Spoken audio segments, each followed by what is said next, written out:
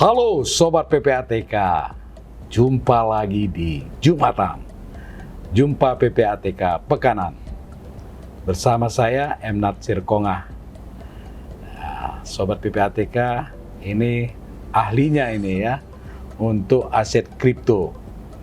Dan sekarang aset kripto ini menjadi pujaan banyak pelaku kejahatan juga nih ya, menggunakan aset kripto untuk tindak pidana kejahatan dan pencucian uang ya. Juga kejahatan di bidang terorisme ya, ada kasusnya juga itu.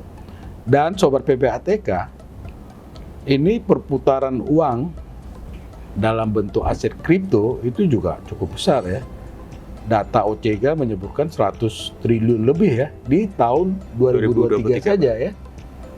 Nah ini kalau tidak kita antisipasi dari sekarang, luar biasa ini ya.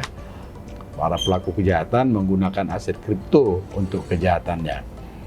Nanti Mas Otnil, beliau adalah analis ya, analis transaksi keuangan di bidang hukum. Lengkapnya Mas Otnil Justisia Christian SHMH.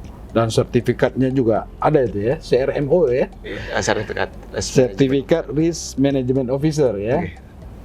Nah, Mas Otnil ini mendalami ya tentang bagaimana aset kripto, dan kita akan dapatkan pengetahuan dari beliau bagaimana orang-orang melakukan pencucian uang dengan menggunakan aset kripto.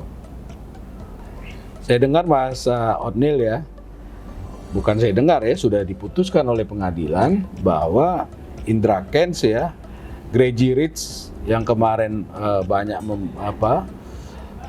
membuat orang rugi ya, ditipu ya dengan tindak pidana penipuan tuh ya.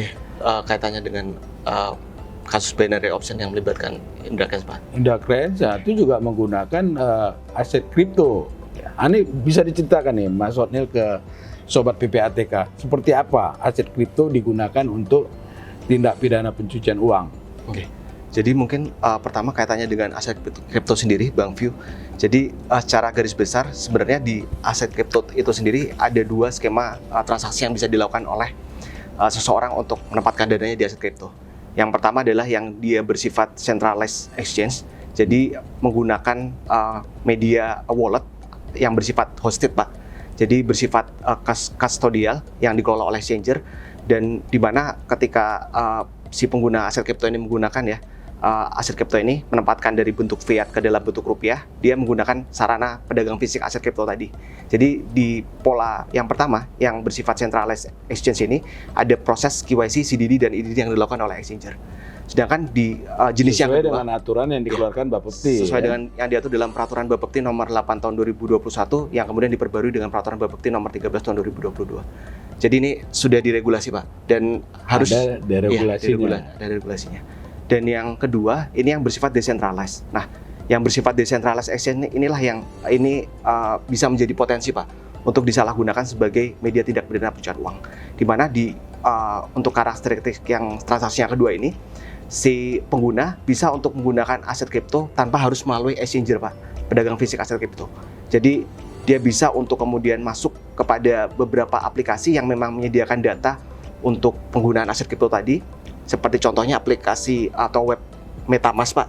Itu bisa untuk dia tinggal memasukkan data diri dia saja, walaupun itu juga bisa ya, maksudnya ada celah juga untuk dimanipulasi, Pak. Jadi ketika pengguna jasa masukkan data terus memasukkan seed phrase itu adalah terdiri dari 12 sampai 24 kata, Pak. Itu kunci untuk dia bisa membuka public address dari aset kripto tadi. Itu juga dia masukkan private key itu semacam username kalau di email, yang mana ketika pengguna memasukkan data tersebut, ia kemudian dapat mengakses unhosted wallet, yaitu wallet yang bisa dikelola secara mandiri oleh pengguna. Nah, dikarenakan ketika pengguna mengakses unhosted wallet itu tidak ada penerapan KYC, CDD dan IDD ya, karena tanpa melalui exchanger, maka ini sangat rentan untuk kemudian bisa disalahgunakan sebagai media tindak pidana pencucian uang. Dan seperti yang tadi Bang View sampaikan juga di kasus Indra Kents, memang melibatkan beberapa unhosted wallet. Jadi pelaku menggunakan modus chain hopping Chen Huping itu dia menggunakan beberapa non custodial wallet, unhosted wallet untuk memindahkan dananya sebelum akhirnya dia pindahkan ke beberapa exchanger yang berada di luar negeri, Pak. Seperti exchanger yang berada di Turki dan di Inggris.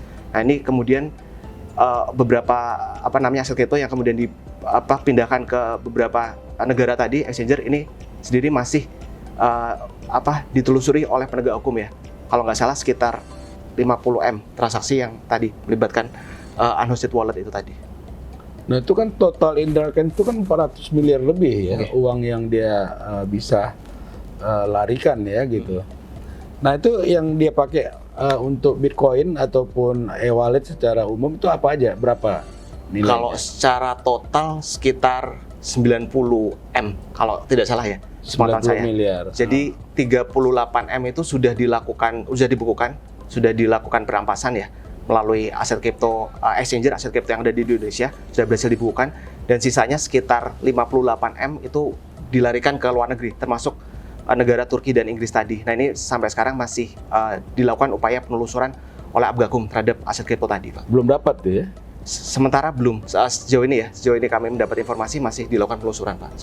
Itu pola dia, modus dia melakukan kejahatan itu seperti apa tuh? Jadi dia menggunakan exchanger, Pak, yang ada di Indonesia untuk kemudian mengelola aset kripto miliknya. Ada juga dia melibatkan semacam konsultan kripto ya. Jadi dia menggunakan pihak ketiga untuk menempatkan dananya di aset kripto. Tapi ada juga yang menggunakan dompet miliknya, Pak.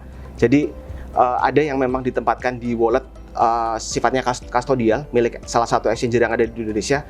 Dan ada beberapa yang kemudian dilarikan ke exchanger luar negeri. Nah, sebelum dilarikan ke exchanger luar negeri, ini ada juga yang beberapa yang dia menggunakan unhosted wallet, Pak, untuk memindahkan dana. Jadi, susahnya untuk mendeteksi unhosted wallet ini karena tadi, ini kan wallet ini yang mengelola adalah orang yang bersifat mandiri, Pak. Jadi, unhosted wallet ini bisa untuk digunakan untuk menerima dana dan mengirim dana, tapi memang tidak bisa digunakan untuk mengkonversi dari bentuk fiat ke bentuk aset kripto, Pak. Jadi kalau untuk dari aset kripto ke fiat, fiat ke aset kripto dan aset kripto ke fiat itu harus menggunakan exchanger. Jadi harus sifatnya unhosted wallet. Cuman kalau untuk sebagai jembatan untuk dia melakukan transaksi, dia bisa melibatkan unhosted wallet ini, Pak. Sedangkan ketika menggunakan unhosted wallet ini kan tidak bisa dideteksi nih siapa pemilik dari unhosted wallet. Jadi dan dalam aset kripto konsepnya ini juga dapat dimungkinkan dilakukan perubahan public address setiap pelaku melakukan transaksi. Jadi walaupun aset kripto ini sifatnya bisa dipantau ya aliran dananya ya melalui beberapa aplikasi seperti Blockchain Explorer atau Crypto CoinMass, tapi yang kesusahan juga adalah ketika dilakukan transaksi yang melibatkan unhosted wallet, si pelaku ini bisa merubah public address-nya, Pak, setiap dia melakukan transaksi. Sehingga memang diperlukan tools khusus dari Abgakum juga dari PPATK juga ya untuk bisa mendeteksi keberadaan atau transaksi yang dilakukan oleh si pelaku kejahatan tadi. Boleh nggak saya sebutkan maraknya penggunaan aset kripto di dunia kejahatan karena memang tool dari aparat penegak hukum ya itu masih belum bisa mendekati apa yang dia lakukan gitu. Iya. Iya, sebenarnya kalau dari penegak hukum kemarin juga kami wawancara dengan Jampidum ya di bagian kejaksaan memang sejauh ini sudah mencoba mengembangkan beberapa aplikasi, Pak. Jadi sudah menggunakan beberapa aplikasi yang bisa digunakan untuk mendeteksi aset kripto. Seperti contohnya Chain Reactor, dia bisa mendeteksi wallet ini kaitannya dengan kejahatan apa sih atau dominan terkait dengan transaksi apa. Cuman memang agak kesulitan kemudian untuk bisa mendeteksi siapa pemilik dari wallet ini, Pak. Jadi ya tadi mungkin bisa kalau misalnya sudah melibatkan lintas yurisdiksi ya, seperti tadi kan kasusnya Indraken melibatkan yurisdiksi Inggris yang ada di Turki. Inggris dan Turki, dan beberapa kasus yang ada sekarang juga melibatkan beberapa yurisdiksi, Pak, negara, Pak, seperti contohnya Singapura. Nah, itu akhirnya kita lakukan kerjasama juga, Pak, dengan aparat penegak hukum seperti contohnya di kasus yang di Singapura ya, yang kemarin juga sempat ditangani oleh penyidik, saat ini dalam proses dilakukan mekanisme penyitaan, Pak, dengan melibatkan bantuan kerjasama penegak hukum yang ada di Singapura, Pak, dan juga exchanger yang ada di Singapura. Nah, kita biasanya melakukan kerjasamanya itu, Pak, karena ada sifat kooperatif, Pak, dari exchanger yang ada di luar negeri itu. Jadi ternyata exchanger yang ada di Singapura itu masih terafiliasi, Pak, dengan exchanger yang ada di Indonesia. Kita kerjasama dengan exchanger yang ada di Indonesia, kemudian di exchanger yang ada di Indonesia tadi memfasilitasi lah untuk dilakukan kerjasama juga dengan dengan exchanger yang ada di Singapura, termasuk akhirnya kita bisa kerjasama dengan Abgakumnya. Mereka menyampaikan keterangan yang bersifat affidavit, Pak. Jadi karena agak kesulitan ya untuk mendatakan mereka sebagai saksi, akhirnya mereka menyampaikan dokumen adanya transaksi yang terkait dengan aset kripto hasil tindak pidana. Nah itu kemudian dokumen surat pernyataan itulah nanti yang dijadikan sebagai bukti, Pak, di ketika proses penyidikan maupun nanti ke persidangan nanti, Pak. Jadi cukup efektif ya MLA yang sudah kita lakukan terhadap negara-negara lain. Iya. Apa mungkin ada regulasi khusus nggak yang perlu dibangun gitu? Kalau sejauh ini memang yang efektif yang waktu penanganan yang kasus Singapura itu, Pak. Cuman yang di beberapa negara memang MLA ini ya perlu ada sifat resiprositas juga, hubungan timbal balik dengan negara lain, Pak. Jadi ya kalau menurut saya ya perlu menjajaki semacam sifatnya perjanjian MLA yang sifatnya mungkin bilateral ya, Pak ya, dengan negara. Jadi dalam hal memang ternyata negara tersebut misalnya dijadikan sarana untuk si pelaku melakukan kejahatan pencucian uang, menempatkan dana kriptonya di situ, mungkin kita bisa juga melakukan semacam perjanjian MLA, Pak, dengan beberapa negara yang memang rentan atau dijadikan sarana sebagai pelaku ini untuk menempatkan dananya di situ. Apalagi kalau sifat aset kripto ini kan sifatnya borderless kan, jadi tidak terikat yurisdiksi antar negara, karena memang pada dasarnya dia diciptakan untuk tadi menghindari pelacakan tadi, Pak, sehingga ya itu tadi perlu adanya pembangunan kerjasama yang pelaksanaan kerjasama yang bersifat internasional melibatkan beberapa negara, dan juga perlu ada tools dari Abgakum juga ya untuk bisa mendeteksi keberadaan aset kripto itu, Pak. Itu mungkin yang penting juga sih. Kalau kita lihat kejahatan yang menggunakan Bitcoin atau ya yang sejenis lah ya, itu kan terus berkembang kan ya. Nah ini selain antisipasi, punya nggak sih PPATK tools atau penegak hukum punya tools yang bisa mengimbangi perkembangan yang kejahatan yang mereka lakukan seperti itu? Ya, siap Bang Vio. Jadi kaitannya dengan tusi dari PPATK itu sendiri kan kaitannya nanti dengan melakukan analisis atau pemeriksaan mengenai transaksi keuangan yang berindikasi tindak pidana kan. Yang kemudian produknya adalah berupa LHA dan LHP yang kemudian disampaikan Abgakum. Jadi dalam rangka untuk bisa mendeteksi ya aset kripto dijadikan sebagai wadah TPPU, kita juga bekerja sama dengan exchanger atau pedagang fisik aset kripto. Jadi yang ada di dalam negeri apa di luar negeri? Kalau sejauh ini karena yuridiksinya Indonesia, Pak, jadi kerjasama di dalam negeri, Pak, kaitannya dengan exchanger. Jadi kalau di ketentuan pasal 17 kan Undang-Undang Tindak Pidana Pencucian Uang, memang pedagang komoditi ini atau pedagang exchanger aset kripto ini merupakan salah satu pihak pelapor dari rezim anti pencucian uang, sehingga memang terdapat kewajiban dari pihak pelapor pihak pedagang aset kripto ini untuk menyampaikan laporan kaitannya dengan transaksi keuangan mencurigakan kaitannya dengan perdagangan aset kripto.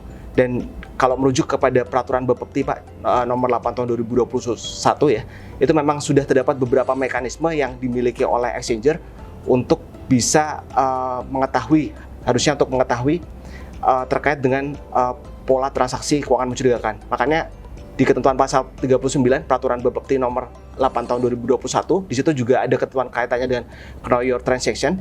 Jadi masing-masing exchanger itu harus untuk dibekali semacam teknologi yang bisa untuk mendeteksi transaksi yang berkaitan dengan hasil tindak pidana.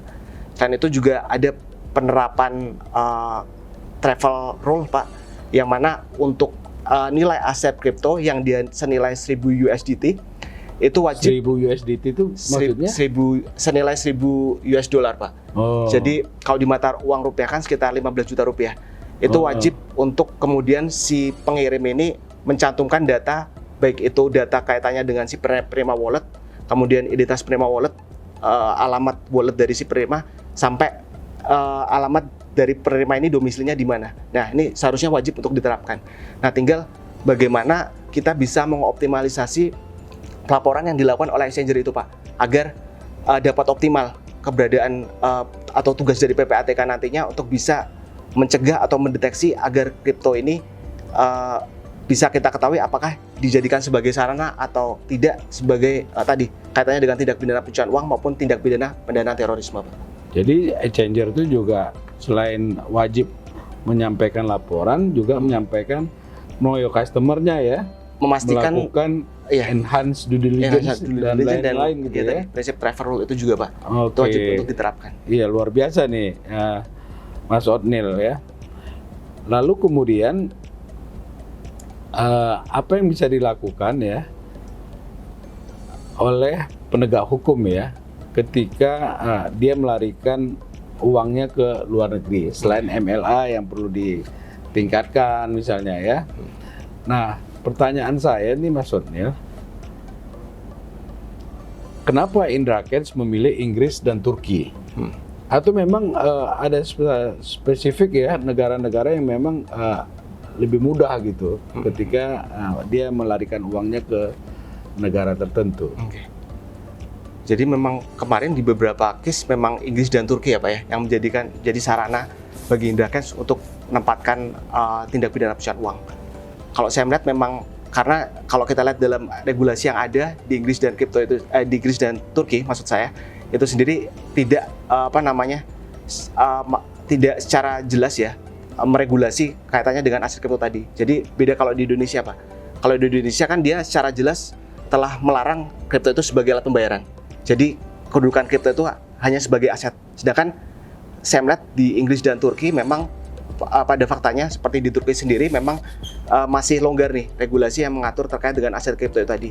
Sehingga ini bisa menjadi pintu masuk bagi pelaku untuk kemudian menempatkan dananya di beberapa exchanger yang ada di luar negeri Pak. Jadi bisa dilihat dari bagaimana aturan fleksibilitas aturan di sana mungkin ya. Jadi apakah secara rigid mengatur kaitannya dengan KYC, CDD dan IDD. Jadi ini juga bisa menjadi hal yang biasanya dilihat oleh pelaku nih. Jadi kalau semakin longgar ya aturan yang mengatur kaitannya dengan KYC, CDD dan IDD, nah ini biasanya bisa untuk kemudian dimanfaatkan pelaku untuk melakukan kejahatan. Kemudian juga aksesibilitas terkait dengan exchanger tadi Pak. Jadi apakah si pelaku bisa untuk kemudian mengakses by aplikasi untuk dia menempatkan dananya di exchanger yang berada di luar negeri. Seperti contohnya di beberapa exchanger di luar negeri ya. Contohnya salah satu exchanger kalau tidak salah yang di Singapura itu dia sudah menerapkan by aplikasi. Jadi ketika si pelaku ingin melakukan transaksi ini bisa dengan cara tadi by web saja. Jadi tidak perlu dia harus jauh-jauh datang ke luar negeri untuk bisa tadi menempatkan dananya di exchanger luar negeri tadi, hanya melalui aplikasi saja. Itu kemudian si pelaku bisa mengakses aplikasi yang ditawarkan oleh exchanger tersebut Pak. Nah ini juga yang bisa menjadikan pilihan dari pelaku untuk memilih exchanger tersebut untuk menempatkan dananya seperti itu. Nah selain Indra Kents yang Mas Otnil tahu ya kasus-kasus yang menggunakan Bitcoin aset kripto itu apa aja ya? Kalau sejauh ini ada beberapa Pak yang disidik oleh penyidik ya, salah satu kepolisian daerah, tapi memang saat ini masih sifatnya masih penyidikan. Kemudian juga beberapa kasus kaitannya juga dengan tindak pidana pendanaan terorisme, kaitannya dengan jaringan Iglip Suriah Pak. Ini juga masih dilakukan penyidikan Pak oleh tim Densus. Tapi memang beberapa modus yang mereka sering lakukan itu tadi menggunakan unhosted wallet tadi yang melibatkan modus mixer dan chain hopping Pak. Jadi kalau Mixer itu adalah platform pihak ketiga Pak yang dia punya tugas ya atau punya kontribusi untuk memfasilitasi transaksi yang dilakukan. Jadi katakanlah saya bertransaksi dengan menggunakan custodial wallet atau hosted wallet. Saya ingin mentransfer dana tersebut ke unhosted wallet. Jadi agar tidak terlacak transaksi saya dari hosted wallet ke unhosted wallet, maka saya transfer dulu itu ke Mixer. Nah, dari Mixer kemudian itu ditransfer ke unhosted wallet Pak. Jadi yang terlacak dalam buku besar blockchain di Blockchain Explorer itu bukanlah transaksi dari hosted wallet ini ke unhosted wallet, tapi dari hosted wallet ke Mixer, Mixer ke unhosted wallet. Nah, ini bisa kemudian juga dijadikan celah bagi pelaku ya atau sarana bagi pelaku untuk bisa melakukan perbuatan pencucian uang. Kemudian tadi chain hopping tadi dengan menggunakan beberapa unhosted wallet Pak. Kemudian juga seperti contohnya yang tadi beberapa kejahatan kaitannya dengan tindak pidana terorisme Pak, dia menggunakan modus Mixer dan unhosted wallet tadi untuk mengirimkan dananya ke jaringan teroris yang berada di negara lain Pak, seperti itu.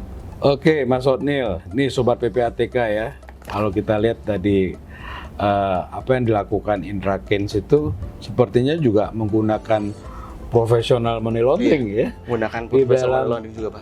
Di dalam mereka menyembunyikan, menyamarkan uang hasil kejahatannya ya. Nah, saya ingin sampaikan ke Sobat PPATK ya, beberapa case yang menggunakan aset kripto di dunia ya. Mana kita lihat pertama kali itu terungkap dalam kasus Silk Road pada tahun 2011 dan sampai 2013, di mana pada kasus Silk Road ini pasar ini merupakan yang terjadi di pasar gelap online ya, yang beroperasi di dark web. Nah, pengguna dapat membeli barang ilegal termasuk narkotika dengan menggunakan Bitcoin. Kasus ini terkenal karena menjadi salah satu contoh pertama di mana aset kripto digunakan untuk transaksi ilegal. Nah, akibat dari kasus Silk Road ini, pendirinya Ross Ulbricht ditangkap dan dijatuhi hukuman penjara seumur hidup pada tahun 2015. Kalau Indra Kents berapa tahun tuh? Kalau Indra Kents, kalau saya nggak salah ya, sekitar 10 tahun, Pak. 10 tahun ya. Betul. Lalu ada BTC Exchange. Ini terjadi di 2011 sampai 2017. Di kasus BTC Exchange ini adalah bursa kripto ya yang diketahui digunakan untuk mencuci uang hasil dari berbagai kegiatan ilegal, termasuk peretasan dan pencurian data. Mereka sering memproses transaksi yang mencurigakan dan di sini penegak hukum menilai bahwa BTC Exchange ini tidak memenuhi prosedur know your customer, enhanced due diligence seperti yang kalau di bab ketiga udah diatur ya. Iya, kalau di bab itu sudah. Nah, sudah diatur. Lalu banyak kasus lainnya ya, seperti misalnya juga ada Plus Token. Ini terjadi di 2018, 2019, di mana Plus Token ini adalah skema Ponzi yang berbasis di Asia dengan mengumpulkan dana dari para investor dengan janji keuntungan tinggi melalui investasi dalam aset kripto. Nah, setelah menarik miliaran dolar, lalu kemudian operasi ini runtuh dan pengelolanya melarikan diri. Akibat dari kasus Plus Token ini, otoritas di berbagai negara menyelidiki kasus dan beberapa pelaku utama telah ditangkap. Lalu ada OneCoin. Ini terjadi pada tahun 2014 sampai 2016. Di mana OneCoin ini merupakan penipuan kripto terbesar yang mengklaim sehingga mata uang digital yang akan menggantikan Bitcoin ya. Dari skema ini mereka dapat mengumpulkan dana dari investor seluruh dunia dengan janji keuntungan besar. Tetapi ternyata ini juga bagian dari penipuan model Ponzi. Dari kasus OnCoin ini kita bisa pelajari bahwa pelaku di mana Ruja Ignatova itu dilaporkan melarikan diri dan beberapa anggota timnya juga tapi sudah berhasil ditangkap ya dan didakwa dengan penipuan dan pencucian uang. Banyak ya kalau kita mau belajar dari kasus-kasus yang menggunakan aset kripto ya. Ada WannaCry ransomware attack di tahun 2017, ada juga kasus Plus Token ya, lalu ada KuCoin hack ya di tahun 2020 di mana KuCoin ini adalah salah satu bursa kripto terbesar yang ada di dunia. Diretas dan ada sekitar 275 juta US dollar ya dalam aset kripto ini dicuri. Nah, para pelaku itu menggunakan berbagai teknik pencucian uang untuk menyembunyikan jejak mereka dan mengalihkan dana ke alamat kripto lainnya. Nah, ini kalau di dalam kasus lain tuh hampir sama nih modelnya nih dengan email yang Business compromise, Pak. email business compromise ya, menghack di tengah perjalanan ya. Ini kasus KuCoin hack ini hampir sama dengan bisnis email compromise. Dan sobat PPATK, pelaku dari KuCoin hack ini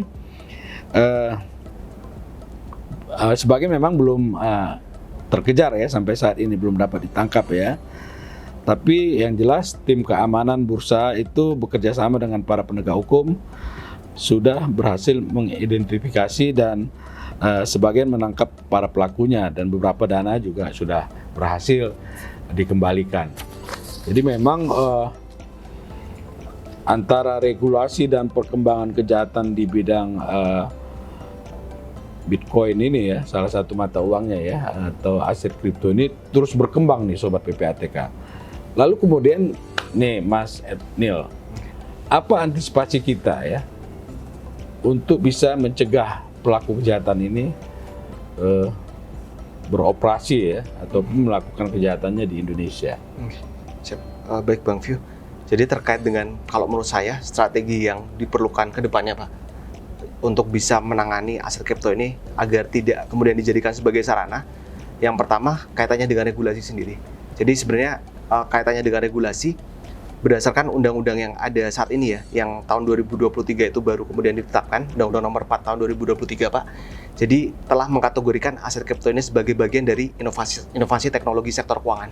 Jadi di pasal 216 Undang-Undang Nomor 4 tahun 2023 tentang pengembangan dan penguatan sektor keuangan, Undang-Undang P2SK, itu aset kripto telah dikategorikan sebagai bagian dari ITSK Pak, Inovasi Teknologi Sektor Keuangan.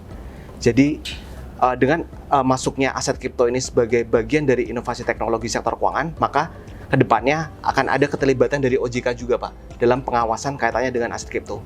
Oleh karena itu kemarin kami juga mencoba untuk melakukan penelitian juga ke OJK. Kedepannya akan diatur Pak petunjuk teknis yang akan mengatur secara komprehensif dan detail kaitannya dengan kedudukan aset kripto itu sebagai aset keuangan digital. Oleh karena itu harapan kami nanti bisa ada semacam kolaborasi juga Pak antara OJK dan Bapepti dalam pengawasan aset kripto tadi. Kemudian yang kedua adalah, kalau menurut saya perlu dilakukan optimalisasi juga kaitannya dengan penyampaian laporan transaksi keuangan mencurigakan oleh exchanger kepada PPATK. Karena kalau kami melihat berdasarkan hasil mutual evaluation review ya tahun 2022, itu memang terkait dengan penyampaian pelaporan LTKM oleh VASP, Virtual Account Service Provider, termasuk exchanger ini masih sangat minim Pak. Bahkan waktu tahun 2022 bukan hanya di Indonesia ya, tapi di dunia ya. Di dunia. Dan di Indonesia sendiri waktu tahun 2022 itu masih nihil. Oke. Sehingga menurut saya perlu ada dorongan ya terhadap exchanger ini untuk kemudian mau menyampaikan LTKM kepada PPATK. Karena sebenarnya kalau dari instrumen yang diatur dalam Bapepti, instrumen terkait dengan exchanger ini untuk bisa mengetahui transaksi itu sebenarnya sudah cukup lengkap. Jadi sudah ada aturan kaitannya dengan penerapan prinsip travel rule, kemudian know your transaction.